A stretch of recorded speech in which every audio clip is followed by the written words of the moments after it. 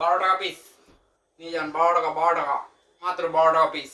ব্যাপারটা কি হলো বুঝলেন না তো? আমি বুঝিয়ে বলছি। দুই ভাই মিলে গেছিল বাজার করতে। বাজার করতে গিয়ে আস্ত একটা কাতলা মাছ ধরে নিয়ে চলে এসেছে। মানুষ আমরা তিনজন, ওই তো ফ্রিজে সমস্ত জিনিসে ভরপুর। এখন এই মাছটা আমি রাখবো কোথায়? তার মধ্যে আমি কাতলা মাছ খুব একটা ভালো খাই না, খাবে ওরা দুজন। সেখানে এতগুলো মাছ নিয়ে চলে এসেছে, সাথে বাদবাকি বাজারগুলোও করেছে। আমি বলেছি আমি তো পারবোই না এই মাছ ঢোকাতে, তোমরা এনেছো, তোমরাই ফ্রিজে গুছিয়ে রাখবে, তোমরাই কাটবে। এবার বসেছে সেই মাছগুলো নিয়ে বাছতে। প্রথমে একবার ফ্রিজের মধ্যে ঢুকিয়েছে, জায়গা তো আর হচ্ছে না, কারণ আরও মাছ মাংসও তো ফ্রিজে রয়েছে। তারপরে আবার বের করে আবার এগুলোকে সুন্দর করে বসে বসে সাজাচ্ছে। আমার তো এত রাগ হচ্ছিল যে আমি এখন এই মাছগুলোকে নিয়ে কী করব, এত টাকা দামের মাছ।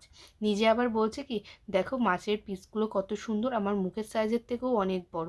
তাহলে একটা আমার ছবি তুলে দাও তো। এইসব তালবাহানা করলে কার আর রাগ থাকে বলুন তো?